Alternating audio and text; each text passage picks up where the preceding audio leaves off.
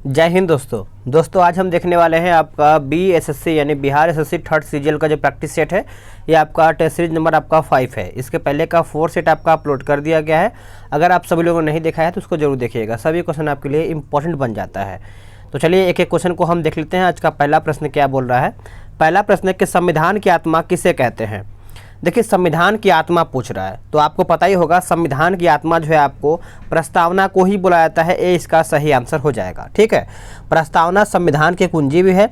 जब किसी विषय में अस्पृश्यता आती है तो उसे न्यायालय प्रस्तावना के उद्देश्य को देखती है और उसी आधार पर फैसला करती है। ठीक है, चलिए अगला प्रश्न है कि 14 वर्ष से कम उम्र के बच्चों को जोखिम भरे काम पर न लगाना किस अधिकार के प्रति संरक्षण है।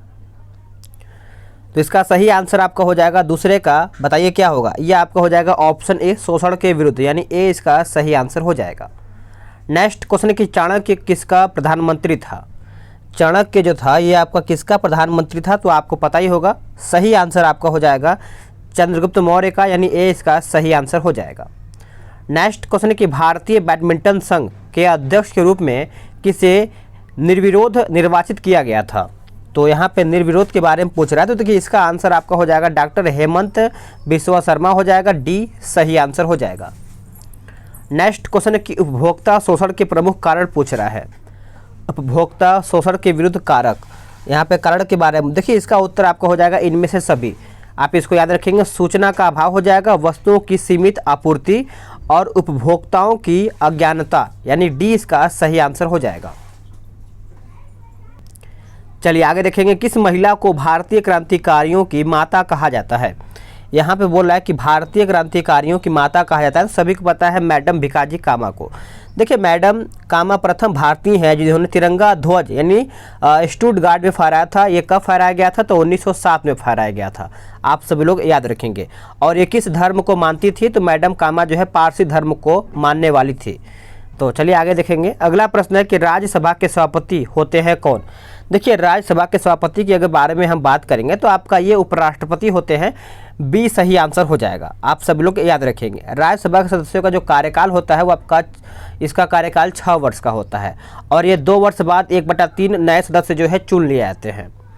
अगला प्रश्न है कि भारत में मानव अधिकार सुरक्षा अधिनियम कब पारित हुआ था। तो ये आपका कब पारित हुआ था, तो आपका 1993 में पारित हुआ था। सी सही आंसर हो जाएगा। कौन सा, तो मानव अधिकार सुरक्षा अधिनियम 1993 में। नेक्स्ट प्रश्न है कि आर्थिक दृष्टि से एक पिछड़े देश की विशेषता नहीं है। विशेषता नहीं है तो आपका हो जाएगा प्राथमिक क्षेत्र में निम्न श्रम अनुपात, यानी डी सही आंसर हो जाएगा। पढ़ लेते हैं कि विकसित देशों में द्वितीयक व तृतीयक कार्यों को प्राधान्यता होता है। नेक्स्ट प्रश्न है कि रॉयल चैलेंजर्स बेंगलुरु जो कि आपका RCB यानी IPL 2022 हेतु किसे अपना कप्तान बनाया है। तो ये आपका हो जाएगा फाफ डुप्लेसिस, जो कि ये फाफ डुप्लेसिस देखा जाए तो आपका अफ्रीका से खेलते हैं, दक्षिण अफ्रीका से खेलते हैं। निम्नलिखित में से किस शहर में 25 नवंबर से लेकर के 10 नवंबर तक 64वीं राष्ट्रीय निशानेबाजी चैंपियनशिप प्रतियोगिता का आयोजन किया गया है। तो सही आंसर आपका हो जाएगा ऑप्शन सी भोपाल हो जाएगा। क्या हो जाएगा, भोपाल इसका सही आंसर हो जाएगा। चलिए नेक्स्ट क्वेश्चन आपका देख लेते हैं। क्वेश्चन नंबर 12 बोल रहा है कि भारत में काजू उत्पादन में मुख्य राज्य कौन सा है। काजू उत्पादन के बारे में पूछ रहा है तो आपको पता ही होगा। ये आपका हो जाएगा ऑप्शन ए केरल। देखिए भारत में नारियल उत्पादन की अगर हम बात करेंगे तो आपका नारियल उत्पादन भी आपका केरल ही है और छोटी इलायची का मुख्य उत्पादन जो है आपका राज्य केरल ही है। चलिए नेक्स्ट प्रश्न है कि हड़प्पा संस्कृति का एक अन्य नाम क्या है। हड़प्पा संस्कृति का एक और नाम क्या है, तो ये आपका हो जाएगा कांस्य युगीन सभ्यता। कांस्य युगीन सभ्यता आप सभी लोग याद रखेंगे। हड़प्पा सभ्यता जो है आपका मेसोपोटामिया सभ्यता की समकालीन है। नेक्स्ट प्रश्न है कि बौद्ध कला का प्रसिद्ध केंद्र कौन सा है। बौद्ध कला का प्रसिद्ध केंद्र कौन सा है, तो ये आपका हो जाएगा अमरावती। क्या हो जाएगा, अमरावती इसका सही आंसर हो जाएगा। अमरावती स्तूप सातवाहन काल में बनाया गया था और अमरावती स्तूप की जो विशेषता है ये उसका ऊपरी आवरण मार्बल का बना हुआ है। अगला है कि महरौली अभिलेख से किस सम्राट के संबंध में जानकारी प्राप्त होती है। तो सही आंसर आपका हो जाएगा 15 का ऑप्शन सी चंद्रगुप्त द्वितीय हो जाएगा। सी इसका सही आंसर हो जाएगा। देखिए महरौली का लौह स्तंभ जो है दिल्ली में स्थित है। कहाँ पे, दिल्ली में। नेक्स्ट प्रश्न है कि वेदांत शब्द का प्रयोग किसके लिए किया गया है। वेदांत शब्द का जो प्रयोग है ये आपका उपनिषदों के लिए किया गया है। सी इसका सही आंसर हो जाएगा। देखिए वेदांत का अर्थ आप सब लोग याद रखेंगे, वेदों का अंत अर्थात वेद के मूल भाव को टीकाकरण द्वारा समझा गया जिसे उपनिषद कहते हैं। वेद का अर्थ होता है ज्ञान। नेक्स्ट प्रश्न है कि प्रतिवर्ष अंतर्राष्ट्रीय साक्षरता दिवस कब मनाया जाता है? तो ये आपका मनाया जाता है, आप सभी को पता ही होगा, 8 सितंबर को। 8 सितंबर यानी ऑप्शन ए। अगर हम बात करेंगे 10 सितंबर को क्या मनाते हैं तो विश्व ओजोन संरक्षण दिवस के रूप में मनाते हैं। और आप सभी लोग याद रखेंगे कि यहाँ पे जो 15 सितंबर दिया गया है, 15 सितंबर को हम राष्ट्रीय अभियंता दिवस के रूप में मनाते हैं। आगे देखेंगे, अगला प्रश्न है कि निम्नलिखित में से कौन सा कथन सही है? सही कथन की अगर हम बात करेंगे तो ऊंचाई महत्वपूर्ण नहीं है, कॉफ़ी के लिए छाया का फैक्टर महत्वपूर्ण है। तो सी इसका सही उत्तर हो जाएगा। गन्ना की फसल लगभग कितने समय में तैयार की जाती है? गन्ना की फसल की अगर हम बात करेंगे तो ये आपका हो जाएगा 12 महीना इसको लग जाता है, यानी एक सीजन पूरा लग जाएगा, यानी 19 का जो आंसर है आपका डी सही हो जाएगा। भारत को गन्ना का जन्मभूमि भी माना जाता है। अगला प्रश्न है कि निम्नलिखित में से कौन सी फसल रबी की नहीं है? देखिए रबी हो गया और खरीफ, ये सब आपका यहाँ पे कंफ्यूज करने वाला प्रश्न होता है।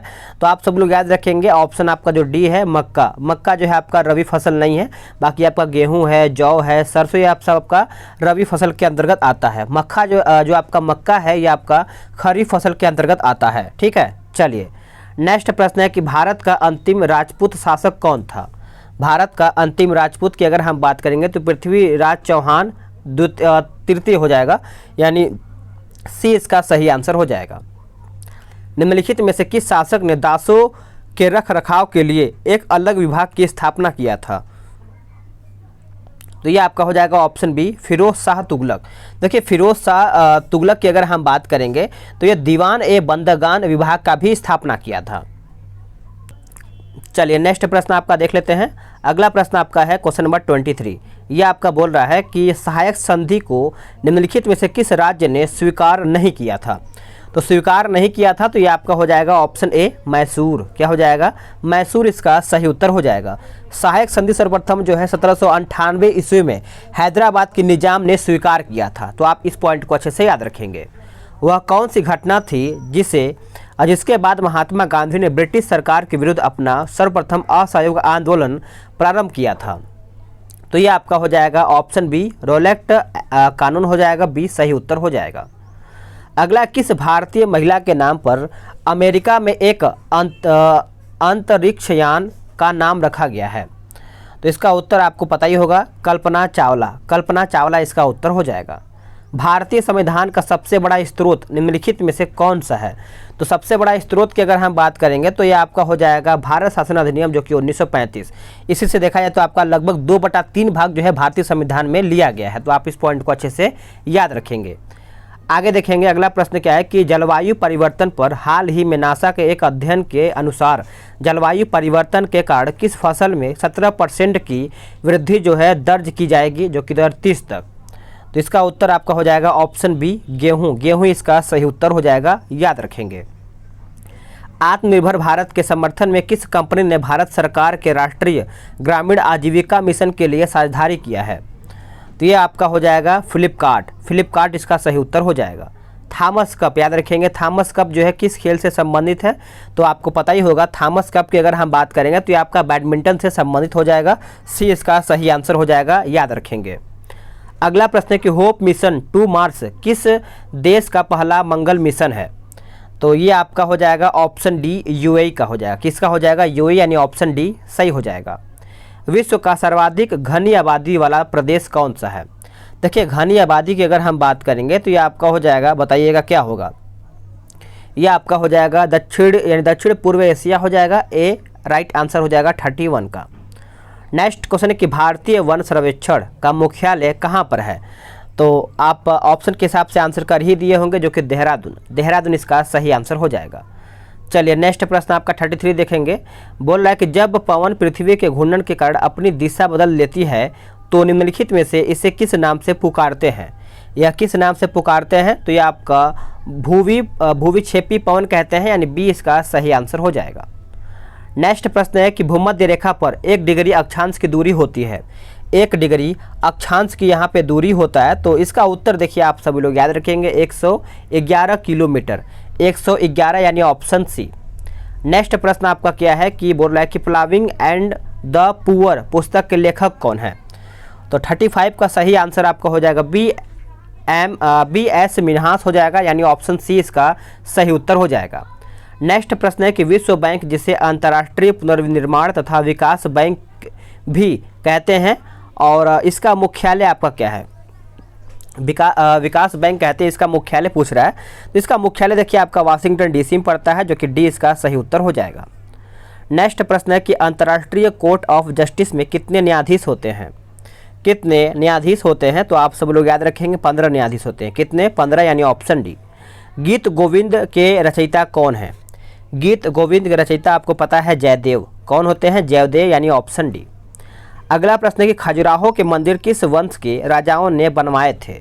खजुराहो के अगर हम मंदिर की बात करेंगे तो ये आपका हो जाएगा ऑप्शन डी, चंदेल। क्या हो जाएगा? चंदेल इसका सही आंसर हो जाएगा। शतरंज में पहली भारतीय महिला ग्रैंड मास्टर कौन है। शतरंज में पहली भारतीय महिला ग्रैंड मास्टर कौन है, तो ये आपका हो जाएगा ऑप्शन ए, एस विजय लक्ष्मी हो जाएगा। ए सही आंसर आपका 40 का हो जाएगा। आगे देखेंगे आपका 41 बोल रहा है कि सूफी संप्रदाय का उद्भव हुआ था, तो सही आंसर आपका हो जाएगा ऑप्शन सी, इस्लाम से। क्या हो जाएगा? इस्लाम से इसका सही उत्तर हो जाएगा। आर्थिक दृष्टि से एक पिछड़े देश की विशेषता क्या है। आर्थिक दृष्टि से एक पिछड़े देश की विशेषता क्या है, तो यह आपका हो जाएगा ऑप्शन डी, उपरोक्त सभी हो जाएगा, यानी प्रति व्यक्ति निम्न आय, निम्न मृत्यु दर और उच्च निरक्षरता हो जाएगा, यानी सी इसका सही उत्तर हो जाएगा। नेक्स्ट प्रश्न है कि वासंदा राष्ट्रीय उद्यान डैश में स्थित, यानी कहाँ पर स्थित है, तो ये आपका कहाँ पड़ता है? गुजरात में पड़ता है। कहाँ पे? अगर हम बात करेंगे गिर नेशनल पार्क जो है आपका गुजरात में ही पड़ता है। दुधवा नेशनल की अगर हम बात करेंगे तो ये आपका उत्तर प्रदेश में पड़ता है। अगला प्रश्न है किस देश का झंडा दोहरे त्रिभुज के रूप में है। दोहरे त्रिभुज के रूप में है, तो ये आपका हो जाएगा ऑप्शन बी, नेपाल का। क्या हो जाएगा? नेपाल का। अब भारत का राष्ट्रीय चिन्ह आपका कौन सा है, पता है? अशोक चक्र हो जाएगा। अष्टछाप की स्थापना किसके द्वारा किया गया था।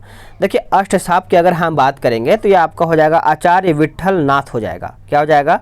आचार्य विट्ठल नाथ, यानी ऑप्शन ए इसका सही आंसर हो जाएगा। बिहार से उड़ीसा और झारखंड कब अलग हुआ था। बिहार से उड़ीसा और झारखंड कब अलग हुआ था, बताइएगा। इसका उत्तर क्या होगा, तो ये आपका हो जाएगा 1936-2000 ईस्वी। चलिए नेक्स्ट प्रश्न आपका देख लेते हैं। अगला प्रश्न आपका क्या बोल रहा है। अगला प्रश्न आपका 47 है कि बिहार में 1857 की क्रांति के नेता बाबू कुंवर सिंह का देहांत कब हुआ था। तो इनका देहांत के बारे में पूछ रहा है, तो ये आपका 26 अप्रैल 1858 में हुआ था। सी इसका सही आंसर हो जाएगा। अब आप सभी लोग याद रखेंगे बाबू कुंवर सिंह बिहार के जगदीशपुर के जमींदार थे, और ये जो थे परमार वंश के संबंध रखते थे, यानी परमार क्या है यहाँ पे देखा जाए तो परमार वंश। ठीक है। अगला प्रश्न है कि बहावी आंदोलन का मुख्य केंद्र क्या था। बहावी आंदोलन के बारे में पूछ रहा है, तो आप सब लोग याद रखेंगे पटना। क्या हो जाएगा? पटना। और जो बहावी आंदोलन था ये आपका मुस्लिम समाज से जुड़ा हुआ था। कौन से समाज से? मुस्लिम समाज। निम्नलिखित में से कौन कर्नाटक संगीत की त्रिमूर्ति में से एक है, तो ये आपका हो जाएगा ऑप्शन सी, त्यागराज। क्या हो जाएगा? त्यागराज इसका सही उत्तर हो जाएगा। आप सब लोग याद रखेंगे त्यागराज को दक्षिण भारत का महानतम संगीतज्ञ माना जाता है, त्यागराज को। अगला है कि बिहार राज्य के किस जिले का जनसंख्या घनत्व तो सबसे अधिक है, तो ये आपका हो जाएगा ऑप्शन बी, शिवहर। क्या हो जाएगा? शिवहर इसका सही उत्तर हो जाएगा। यदि चंद्रमा पर बम विस्फोट हो तो उसकी आवाज़ पृथ्वी पर कितने समय बाद सुनाई देगी। यहाँ पर कितने समय बाद यहाँ पर सुनाई देगा, तो इनमें से कोई नहीं। देखिए आप सभी लोग याद रखेंगे कि यहाँ पे जो है ये चंद्रमा पर कोई वायुमंडल नहीं है, इसलिए हम वहाँ की आवाज़ जो है नहीं सुन सकते हैं। ठीक है। नेक्स्ट प्रश्न आपका देखेंगे कि जल की कठोरता किसके कारण होता है। जल की कठोरता के बारे में पूछ रहा है, तो आप सभी लोग याद रखेंगे ये आपका हो जाएगा ऑप्शन बी, CaHCO3 हो जाएगा। ठीक है। नेक्स्ट प्रश्न है कि विषुवत रेखा पर दिन कितने घंटे का होता है। विषुवत रेखा पर जो दिन है ये पूछ रहा है कितने घंटे का होता है, तो इसका उत्तर आप सभी लोग याद रखेंगे आपका 12 घंटे का होता है। सी सही उत्तर हो जाएगा। नेक्स्ट प्रश्न है, बोल रहा है कि पीतल एक मिश्र धातु है जबकि वायु एक क्या है। पीतल एक मिश्र धातु है जबकि वायु देखा जाए तो ये आपका हो जाएगा मिश्रण है। क्या हो जाएगा? मिश्रण, यानी ऑप्शन बी इसका सही उत्तर हो जाएगा। चलिए नेक्स्ट प्रश्न है कि इंसुलिन की कमी के कारण होने वाला रोग कौन सा है। सभी को पता है कि अगर इंसुलिन की कमी होती है तो कहीं ना कहीं आपको डायबिटीज़, शुगर वगैरह देखने को मिल जाता है, तो बी इसका उत्तर हो जाएगा। इंसुलिन जो है अग्नाशय के एक भाग लैंगरहैंस की दीपिका के यहाँ से आपका स्त्रावित होता है। नेक्स्ट प्रश्न है, किस ताप पर H2O का घनत्व जो है अधिकतम होता है। तो ये आपका हो जाएगा 39.2 फ़ारेनहाइट आपका यहाँ पे दिया गया है, डिग्री के हिसाब से है, तो आपका भी सही उत्तर हो जाएगा। नेक्स्ट प्रश्न है कि निम्नांकित में से कौन स्तनधारी नहीं है। निम्नांकित में से कौन स्तनधारी नहीं है, तो ये आपका हो जाएगा ऑप्शन डी मगरमच्छ। मगरमच्छ आपका यहाँ पे सही उत्तर हो जाएगा। नेक्स्ट प्रश्न है कि निम्नलिखित विद्युत चुंबकीय तरंगों में से किसकी तरंगदैर्ध्य अधिकतम होती है। सबसे अधिकतम यहाँ पे बोल रहा है, तो देखिए इसका उत्तर आपका हो जाएगा ऑप्शन डी अवरक्त किरणों का। अवरक्त किरणों का यानी डी इसका सही उत्तर हो जाएगा। देखिए लाल रंग की अगर हम बात करेंगे तो इसका जो तरंगदैर्ध्य होता है सबसे अधिक होता है। नेक्स्ट प्रश्न है कि अश्रु गैस का रासायनिक नाम क्या होता है। सभी को पता है कि अश्रु गैस की अगर हम बात करेंगे तो ये आपका हो जाएगा अल्फा क्लोरो एसीटोफिनोन हो जाएगा, यानी ऑप्शन जो है आपका 59 का ए सही आंसर हो जाएगा। नेक्स्ट क्वेश्चन कि यदि किसी लेंस का आधा भाग काले कागज से ढक दिया जाए तो उसके द्वारा उत्पन्न प्रतिबिंब पे क्या असर होगा। तो इसका ऑप्शन हम देख लेते हैं। इसका ऑप्शन कुछ इस प्रकार से दिया हुआ है, तो ये देखिए इसका सही आंसर आपका हो जाएगा। तो इसका सही आंसर आपका हो जाएगा ऑप्शन सी, उसकी चमक कम हो जाएगी, यानी सी इसका सही आंसर हो जाएगा। नेक्स्ट क्वेश्चन है कि निम्नलिखित में से कौन कौन से रंग प्राथमिक रंग की श्रेणी में आते हैं। तो इसका सही आंसर आपका हो जाएगा ऑप्शन ए नीला, हरा एवं लाल। नीला, हरा एवं लाल इसका सही आंसर हो जाएगा। नेक्स्ट क्वेश्चन है कि सूक्ष्मदर्शी का आविष्कार किसने किया था। सूक्ष्मदर्शी का जो आविष्कार है ये आपका किया था जेड जॉनसन ने किया था। जेड जॉनसन, यानी ऑप्शन डी इसका सही हो जाएगा। ब्लू बेबी सिंड्रोम निम्नलिखित में से किसके कारण होता है। ब्लू बेबी सिंड्रोम जो है आपका किसके कारण होता है, तो ये आपका हो जाएगा ऑप्शन डी, यानी मिथोमोग्लोबिन के कारण होता है, यानी ऑप्शन डी इसका सही आंसर हो जाएगा। नेक्स्ट प्रश्न कि सबसे जटिल कार्बनिक पदार्थ होता है। सबसे जटिल कार्बनिक पदार्थ के बारे में पूछ रहा है, तो देखिए ये आपका हो जाएगा 64 का प्रश्न है, तो इसका सही आंसर बताइए क्या होगा। करेक्ट आंसर की अगर हम बात करेंगे तो ये आपका हो जाएगा ऑप्शन सी प्रोटीन। क्या हो जाएगा? प्रोटीन। प्रोटीन एक जटिल कार्बनिक यौगिक है। नेक्स्ट प्रश्न है कि साबुन को जल में घोलने पर जल के पृष्ठ तनाव पर क्या प्रभाव पड़ता है। जल के पृष्ठ तनाव की अगर हम बात करेंगे तो ये आपका घट जाता है, यानी 20 का सही उत्तर हो जाएगा। अगला है कि Mg2P2O7 में P का ऑक्सीकारक संख्या पूछ रहा है, तो इसका ऑक्सीकारक संख्या आप सभी लोग याद रखेंगे, आपका +5 हो जाएगा, यानी ए इसका सही आंसर हो जाएगा। नाभिकीय रिएक्टर में न्यूट्रॉन को शोषित करने वाला तत्व कौन सा है। न्यूट्रॉन को शोषित करने वाला तत्व कौन सा है, तो ये आपको हो जाएगा ऑप्शन ए कैडमियम। क्या हो जाएगा? कैडमियम इसका सही आंसर हो जाएगा, नोट डाउन कर सकते हैं। एक ट्रांसफार्मर मुख्यतः बदलता है किसको। एक ट्रांसफार्मर जो है आपका देखा जाए तो मुख्यतः किसको बदलता है, तो वोल्टेज को, यानी ऑप्शन बी इसका सही आंसर हो जाएगा। प्राकृतिक रबर किसका बहुलक है। प्राकृतिक रबर जो है आपका आइसोप्रीन का बहुलक होता है। किसका? आइसोप्रीन का। अधिकांशतः ऋतु परिवर्तन कहाँ होती है, तो इसका सही आंसर आपका हो जाएगा ऑप्शन बी ट्रोपोस्फियर में होता है, यानी बी इसका सही आंसर हो जाएगा। उच्च स्तर भाषा के स्रोत कूट को पंक्ति दर पंक्ति मशीन कूट में बदल देने वाले अनुवादक प्रोग्राम को क्या कहते हैं, तो ये आपका हो जाएगा ऑप्शन बी, यानी कंपाइलर। क्या हो जाएगा? कंपाइलर इसका सही आंसर हो जाएगा। नेक्स्ट प्रश्न है आपका बोल रहा है 72 कि यदि लाल फूल को हरे शीशा में देखे तो यह कैसा दिखाता है। तो यह कैसा दिखाता है, तो यह आपका काला रंग का दिखाई देता है, यानी बी इसका सही आंसर हो जाएगा। नेक्स्ट प्रश्न है बोला है कि माइकलसन मोर्ले प्रयोग आधार बना था किसका। माइकलसन मोर्ले प्रयोग आधार बना था किसका, तो ये आपका आधार बना था, आप सभी लोग याद रखेंगे। करेक्ट आंसर आपका हो जाएगा ईथर परिकल्पना के पतन का, यानी सी इसका सही आंसर हो जाएगा।